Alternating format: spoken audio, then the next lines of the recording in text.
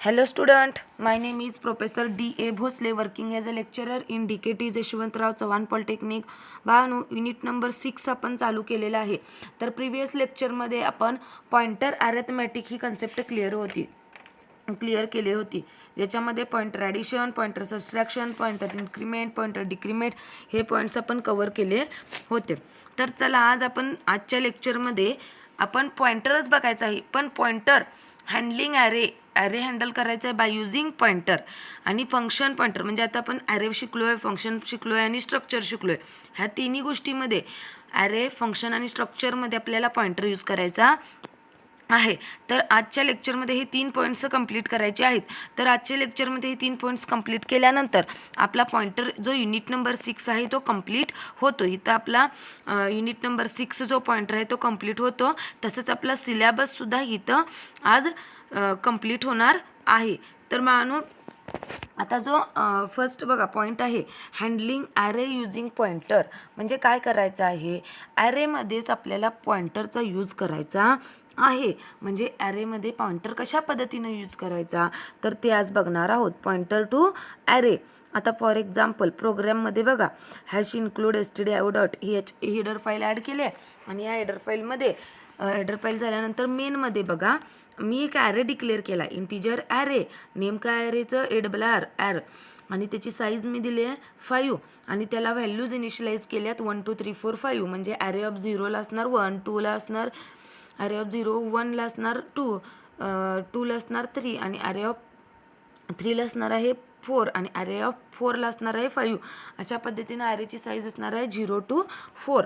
म्हणजे पहिला जो इंडेक्स असतो तो ॲरे ऑफ 0 असतो, तुम्हाला माहीतच आहे. आता त्यानंतर मी काय केलो आहे, पॉइंटर डिक्लेअर केलो आहे. बघा, इंटिजर स्टार पॉइंटर आहे का. इंटिजर स्टार म्हणजेच हा पॉइंटर व्हेरिएबल झाला कोणता, PTR. म्हणजेच इन दिस प्रोग्राम PTR काय झाला, पॉइंटर व्हेरिएबल झाला. मग in this variable we have PTR that points to the 0th element of the array. मग आता इथं बघा पॉइंटरला इक्वल टू आपण काय दिलो आहे, इक्वल टू ॲरे ARR म्हणजेच काय, हा ॲरे हा व्हेरिएबल आहे, ॲरे हा पॉइंटर आहे आणि मी नुसतं ॲरे दिलो आहे पण त्याचा इंडेक्स दिलो आहे का नाही. तर जर इंडेक्स नसेल तर तो 0th एलिमेंटच त्या पॉइंटर व्हेरिएबलला असाइन करतो. म्हणजे काय नसेल तर तो काय असतो, साईज त्याची 0 असते. मग 0th एलिमेंटच तो ॲरे या व्हेरिएबलला असाइन करतो. We can also declare the pointer that can point to whole array. मग आता इथं आपण सिंगल पॉइंटरची व्हेरिएबल असाइन केली, म्हणजे सिंगल ॲरेची व्हेरिएबल. म्हणजे फक्त मी काय केलं, ॲरे ऑफ 0ची जी काही इलिमेंट आहे, ॲरे ऑफ 0चा काय आहे 1 आहे, म्हणजे त्याचा ॲड्रेसच मी फक्त पॉइंटर या व्हेरिएबलला असाइन केलो. होल ॲरे, पूर्ण जो ॲरे आहे, ॲरेमध्ये 5 एलिमेंट्स आहेत, त्यांचेच प्रत्येकाचे ॲड्रेस मी असाइन केलेले नाहीत. तर आपण 1 डायमेन्शनलसाठी पण पॉइंटर यूज करू शकतो आणि मल्टी डायमेन्शनल ॲरे जर असेल तर आपल्याला ते सुद्धा त्याचा ॲड्रेस असाइन करता येतो. म्हणजे बाळांनो बघा, मी जेव्हा integer star PTR equal to array दिलो, ARR ॲरे म्हणजेच हा काय आहे, ARR हा ॲरे आहे आणि त्याची साईज दिलेलो नाही आहे, म्हणजे साईज काय झाली 0 झाली. मग 0 एलिमेंटच्या लोकेशनला व्हेरिएबल कोणता आहे 1, त्याचा ॲड्रेस स्टार PTRमध्ये राहणार आहे. मग प्रिंटेपमध्ये मी काय प्रिंट केलं आहे, PTRची व्हॅल्यू. मग PTRचा जो काय ॲड्रेस आहे तो प्रिंट होणार आहे. मग PTRचा ॲड्रेस म्हणजेच कुणाचा, 1 या ॲरे ऑफ 0 या इंडेक्सचा, म्हणजे ॲरे ऑफ 0 या इंडेक्सचा ॲड्रेस प्रिंट होणार आहे. तर आता बाळांनो आपल्याला आपण सिंगल व्हॅल्यू ॲरेची असाइन केलेली आहे. तर मल्टी व्हॅल्यू असाइन करायची असेल तर आपण त्याचा सिंटॅक्स आहे बघा, data type, pointer variable name आणि ॲरे साईज तिथं द्या मेन्शन. काय करा, ॲरे साईज. आता इथं आपण ॲरे साईज मेन्शन केलो आहे का नाही. मग ॲरे साईज मेन्शन केली नाही आहे म्हणजे तो कोणता ॲड्रेस घेतो, 0th लोकेशनचा.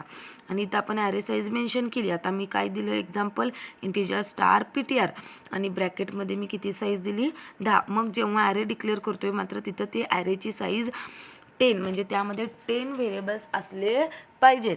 तर आपण हा PTR जो डिक्लेअर केला, PTR is a pointer that can point to an array 10 integer. म्हणजे त्या PTRमध्ये किती इंटिजरचा ॲड्रेस स्टोअर केला, किती इंटिजरची ॲरे डिक्लेअर केला, 10 इंटिजरचा ॲरे डिक्लेअर केला by using ptr variable. Since subscript the higher precedence than indirection, it is necessary to include the indirection operator and the pointer name inside the parenthesis. Here the type of the ptr is a pointer to an array of 10 integers. म्हणजे regular आपण ॲरेचा index जर assign नाही केला तर 0th index असतो आणि जर size index केला तर 10 इंटिजरचा ॲरे पॉइंटर म्हणून यूज केला. म्हणजे पॉइंटरमध्ये किती pointer to an array of 10 इंटिजरचा असणार आहे. तर बाळांनो आता एक प्रोग्राम बघूया आपण. Consider the program to difference between pointer to an integer and integer to an array of a pointer. तर बघा प्रोग्राममध्ये इंटिजर स्टार पी मी केलं आहे, म्हणजे पॉइंटर अँड इंटिजर, म्हणजे पॉइंटर हा व्हेरिएबल डिक्लेअर केलो आहे, त्याचा डेटा टाईप आहे इंटिजर. मग परत integer star P T R आणि त्याला ॲरेची साईज किती दिली मी 5, म्हणजे array of 5 integer, pointer to an array of 5 integer. मग integer array of 5, array of 5 इथे एक डिक्लेअर केला. मग array P equal to array म्हणजे आता तिथे साईज मेन्शन केली नाही, म्हणजे 0th लोकेशन झाला, त्याचा ॲड्रेस 0th लोकेशनचा स्टोअर झाला. आणि त्यानंतर P T R equal to array, मग ॲरेला कुणाचा ॲड्रेस झाला ARR आहे नुसता म्हटल्यानंतर 0th लोकेशनचा. मग त्यानंतर मी काय प्रिंट करणार पी इक्वल टू %p. मग पीचा जो ॲड्रेस आहे तो P T R equal to %p P T आरचा पण ॲड्रेस, पी टी आरमध्ये काय ॲड्रेस ऑफ ॲरे, मग सेम ॲड्रेस प्रिंट होणार दोन्ही वेळा. त्यानंतर कॉमा पी आणि पी टी आर म्हणजे तोच ॲड्रेस प्रिंट होणार. त्यानंतर P++ आणि पी टी आर ++ म्हणजे इन्क्रीज होणार.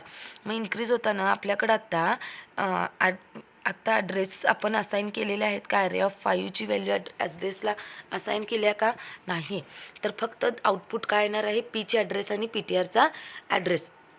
तर बाळांनो बघा पीचा ॲड्रेस इन्क्रीमेंट झाला, म्हणजे इन्क्रीमेंट झाल्यानंतर बघा बाळांनो तुमचा पीचा जो ॲड्रेस असणार आहे तो पहिला असणार आहे, सेम असणार आहे बघा, कारण पीचा ॲड्रेस आहे तोच सेम पी टी आरला सुद्धा आहे. आणि त्यानंतर इन्क्रीमेंट झाला म्हणजे P++ झाला की नाही एकदा, मग P++ एकदा होणार आहे, कारण P++ आपण आता आपल्याकडं कन्सिडर करायचे आहे की 64 बीट आहे, तो इन्क्रीमेंट होताना 4 बाईटनं होणार. मग पीची किती व्हॅल्यू आला ॲड्रेस 50 आला आहे बघा, लास्ट 0x7FFF 4F 32FD 50. मग इन्क्रीमेंट बाय 4 होणार, मग काय होणार आहे अधिक 4 म्हणजे किती झालं 54 झाला पीचा. आणि पी टी आरचा सुद्धा सेम तोच येतो, त्यामुळं तो आता पी टी आरचा बघा पी टी आरचा किती आलेला आहे, पी टी आरचा पण सेम आहे आपला 50. मग 50 नंतर परत त्याचं इन्क्रीमेंट होऊन 54 येणार आहे. तर आउटपुट रॉंग आलेलं आहे बाळांनो, तर तिथं आउटपुट सेम असणार आहे 54. तर बाळांनो अशा पद्धतीनं तुम्ही ॲरे ऑफ पॉइंटर यूज करायचा आहे. क्वेश्चन विचारतात explain handling array using pointer. बाळांनो इथे मी पूर्ण एक्सप्लेनेशनसुद्धा दिलेलं आहे, तर तुम्ही एक्सप्लेनेशन बघा आणि अभ्यास करून घ्या आणि त्यानुसार तुम्ही ते प्रोग्राम सॉल्व करायचे आहेत. तर ह्याच्यामध्ये बघा अँटीजर ॲरे बाळांनो अजून एक लक्षात घ्या, इथं पॉइंटर 64 का दिलेले आहे, कारण इथं 50 आहे आणि इथं 4 बाईटनं इन्क्रीज झालेली आहे. आणि ह्या ठिकाणी 10 बाईटनं, कारण आता आपण किती बाईट 5 इंटिजर्स आहेत त्याच्यामुळं तिथं 64 दाखवलेलं आहे, 20 बाईट्सनं फॉरवर्ड झालेला आहे. तर फंक्शन पॉइंटर नेक्स्ट आहे. फंक्शन पॉइंटर म्हणजेच काय सी प्रोग्रॅमिंगमध्ये फंक्शनमध्ये तुम्हाला काय करायचं आहे पॉइंटर यूज करायचा आहे. तर बाळांनो सेम फंक्शन कसा डिक्लेअर करताय त्याच पद्धतीनं तुम्हाला त्यामध्ये आता पॉइंटर यूज करायचा आहे. As we know that we can create a pointer of any data type such as a int character float. We can also create a pointer pointing to a function. The code of a function always resides in a memory, which means that the function has a some address. We can get the address of memory by using function pointer. आता for example बघा header file एक add केली आणि header फाईलमध्ये मी एक address of main function नुसता print केला आहे आणि %p आणि मेन व्हेरिएबल पास केला आहे मेन. तर ॲड्रेस त्याचा प्रिंट होणार आहे आणि मी पास काय केलं बाळांनो फंक्शन केलो आहे ना, मग फंक्शनचा address of main function is आणि मेनचा ॲड्रेस पास केला आहे म्हणून मी व्हेरिएबल पास केला मेन. मग त्याचा जो काय ॲड्रेस आहे तो प्रिंट होणार आहे. मग आउटपुटमध्ये बघा address of main function is आणि त्याचा आउटपुट ॲड्रेस प्रिंट झालेला आहे. तर तो फंक्शन कसा डिक्लेअर करायचा म्हणजे बघा बाळांनो डिक्लेरेशन ऑफ फंक्शन पॉइंटर म्हणजेच सिंटॅक्स काय आहे रिटर्न टाईप म्हणजेच डेटा टाईप आणि पॉइंटर नेम म्हणजेच कोणता व्हेरिएबल तुम्ही ॲज अ फंक्शनमध्ये तो डिक्लेअर करणार आहे तो, आणि त्यानंतर type 1 type 2 data type 1 data type two. For example बघा, रिटर्न व्हॅल्यू इंटिजर आणि मी स्टार आय पी हा काय केला, पॉइंटर व्हेरिएबल दिला आणि ब्रॅकेटमध्ये परत डेटा टाईप कोणता मेन्शन केला आहे, टाईप 1. टाईप 2मधला टाईप 1च मेन्शन केला आहे, int. In this about declaration star I P is the pointer declaration pointer to function which returns the integer value and accept the integer value as an argument. म्हणजेच I P हा काय झाला, function pointer झाला, त्याचा return type आहे integer आणि तो त्याच्यामध्ये आर्ग्युमेंटसुद्धा आहे इंटिजर. आणि सेकंड एक्झाम्पल बघा, फ्लोट आणि पॉइंटर व्हेरिएबल आहे स्टार एफ पी म्हणजेच पॉइंटर आणि त्यानंतर त्याचा आर्ग्युमेंट आहे फ्लोट. म्हणजेच in this about declaration star F P is the floating pointer आणि विच पॉईंट्स दी फंक्शन आणि फर्स्ट फ्लोट आहे तो डेटा टाईप आहे which returns the value and second float आहे तो आर्ग्युमेंट्स आहे, लिस्ट ऑफ आर्ग्युमेंट ज्याचा डेटा टाईप आहे फ्लोट. तर बाळांनो आता इथं मी एक एक्झाम्पल घेतलेले आहेत बघा. तर फ्लोट स्टार एफ पी आणि ब्रॅकेटमध्ये इंट म्हणजे फ्लोट हा रिटर्न टाईप आहे, स्टार एफ पी हा फ्लोट पॉइंटर आहे आणि इंटिजर हा काय ते आर्ग्युमेंट्स आहेत. त्यानंतर फ्लोट फंक्शनमध्ये 2 व्हेरिएबल्स पास केलेत, इंट कॉमा इंट. म्हणजे डिक्लेरेशन हा काय झाला, फंक्शन झाला. तो कसा डिक्लेअर करायचा तो मी सांगितलेला आहे. त्यानंतर असाइन कसा करायचा, F P equal to function variable. त्यानंतर in this above declaration F is the contents the address of the function. आता बाळांनो फंक्शन कॉल कसा करायचा, डिक्लेअर केला आणि डिफाईन केला. मग फंक्शन कॉल कसा करणार, तर त्याचा डिक्लेरेशनचा फंक्शनचा सिंटॅक्स आहे बघा, फ्लोट. मी परत एकदा तिथं घेतलेला आहे. डिक्लेरेशन ऑफ फंक्शन कसं आहे, float function int comma int. Calling कसं आहे, result equal to function A comma B. आणि युजिंग अ फंक्शन पॉइंटर कसा कॉल करायचा, रेग्युलर कॉलिंग कसं करता तुम्ही, एका व्हेरिएबलला त्या फंक्शनची व्हॅल्यू असाइन करता, फंक्शन आणि ए कॉमा बी. आता तुम्ही फंक्शन कॉल करताना ते same function as it is type करता आणि त्याचे आर्ग्युमेंटसुद्धा ॲज इट इज देता. तर इथं फंक्शन कॉल करताना पॉइंटर यूज करून तर सेम करायचं आहे, फक्त त्याच्या आधी त्या फंक्शनच्या नेमच्या ऐवजी तो पॉइंटर व्हेरिएबल यूज करायचा आहे. म्हणजे result equal to star F P. हा एफ पी म्हणजे काय, हा पॉइंटर व्हेरिएबल आहे आणि ए आणि कॉमा बी. तर अशा पद्धतीनं तुम्हाला हा फंक्शन कॉल करायचा आहे बाय युजिंग पॉइंटर. तर प्रोग्राम एक आहे बघा बाळांनो, ए बी व्हेरिएबल डिक्लेअर केलेत आणि एक फंक्शन पॉइंटर डिक्लेअर केला स्टार आय पी आणि त्याच्यामध्ये रिटर्न व्हॅल्यू आहेत इंट. मग रिझल्ट एक नॉर्मल व्हेरिएबल डिक्लेअर केला आहे, ए बीची व्हॅल्यूज एंटर करून घेतल्यात आणि आय पी इक्वल टू मी काय केलो आहे, ॲड केलो आहे. मग रिझल्ट इक्वल टू काय केलो आहे, स्टार आय पी हा पॉइंटर झाला, कॉल केलो मी आणि ए कॉमा बी. मग तिथून जंप कुठे होणार, तो त्या फंक्शनला इंटिजर ॲडला आणि इंटिजर ॲड नंतर ए कॉमा बी तिथं जंप गेला. मग सी इक्वल टू ए बीची काय केली, ॲडिशन केली, रिटर्न झाला. रिटर्न होऊन तो कशामध्ये स्टोअर झाला, रिझल्टला. म्हणून मी value of addition after addition काय प्रिंट केलं, रिझल्ट. आउटपुट येणार ए बीची ॲडिशन. मी पहिली व्हॅल्यू एंटर केली आहे 4, सेकंड व्हॅल्यू केली आहे 55. मग आफ्टर व्हॅल्यू ॲडिशन किती येणार आहे, 59. अशा पद्धतीनं तुम्ही function using pointer program run करायचा आहे. जरा तुमच्या लक्षात येणार नाही, पण तुम्ही हे यूज केल्यानंतर लक्षात येणार आहे कशा पद्धतीनं पॉइंटर फंक्शनमध्ये यूज करायचं आहे. त्यानंतर स्ट्रक्चर युजिंग पॉइंटर, म्हणजे आता स्ट्रक्चरमध्ये सुद्धा पॉइंटर यूज करायचा आहे. मग तुम्ही युजिंग नॉर्मल स्ट्रक्चर व्हेरिएबल एक करताय आणि पॉइंटर व्हेरिएबल करताय. नॉर्मल मी तुम्हाला शिकवलेलं आहे. तर आता पॉइंटर, मग सिंटॅक्स बघा. स्ट्रक्चर डिक्लेअर कसा करतो, स्ट्रक्ट कीवर्ड आणि त्या स्ट्रक्चरचं नेम आणि त्याच्यामध्ये डेटा मेंबर्स असतात आणि त्याचे व्हेरिएबल्स असतात. त्यानंतर एक व्हेरिएबल क्रिएट केला आहे REF. क्लोज झाल्यानंतर क्लोज कर्ली ब्रेस झाल्यानंतर मी त्या स्ट्रक्चरच्या या स्ट्रक्चरचा व्हेरिएबल क्रिएट केला आहे REF. मग मी ते व्हेरिएबल कसा डिक्लेअर असाइन करतो, त्याचा address struct ST.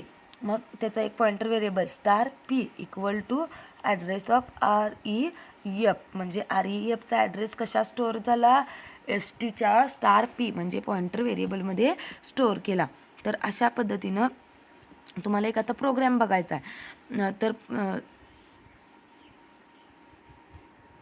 Hash include stdio.h आणि स्ट्रिंग एक वापरल्या, कारण स्ट्रिंगवरती आपण स्ट्रिंग यूज करायचे आहे त्या प्रोग्राममध्ये, म्हणून string.h हेडर पहिला ॲड केलेलं आहे.